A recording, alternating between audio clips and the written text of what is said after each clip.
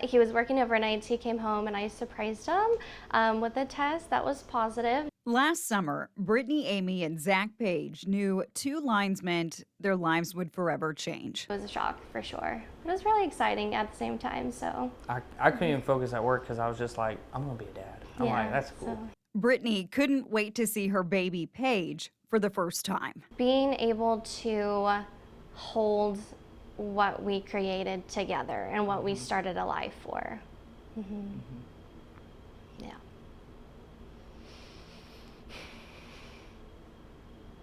But Brittany had a feeling she would not have a baby to hold that Christmas. A doctor confirmed what she sensed. At 12 weeks, no heartbeat.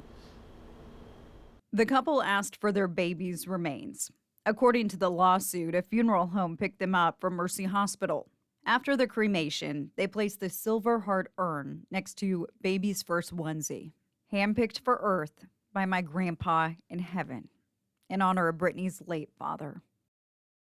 A few weeks later, the couple had just started to heal when the lawsuit says one phone call from Mercy Hospital changed that. After that is when it really started to go downhill for us. It's very traumatizing. The first remains that we were able to pick up was not ours. The couple was told their baby's remains were ready to be picked up. She told them, I already have my baby. And they clarified and said, no, we have it.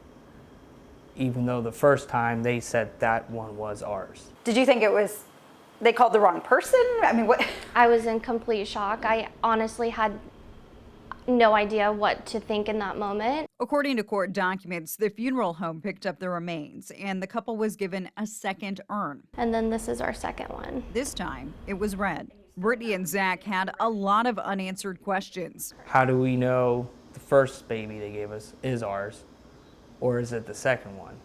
And there's no way of telling.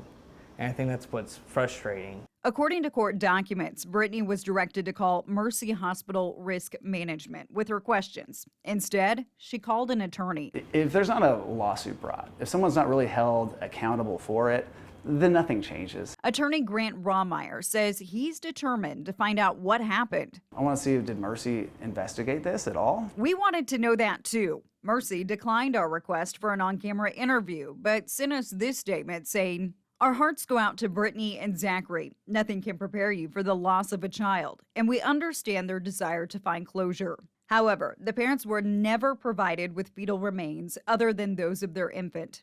Objective evidence confirming this has been shared with the parents and their counsel. We hope this helps the parents find some sense of closure, knowing they have their infant's remains."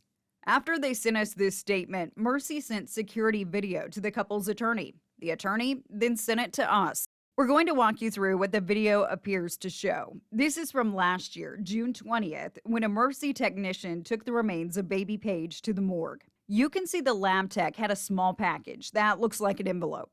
At 11:25, you see the technician go to another room.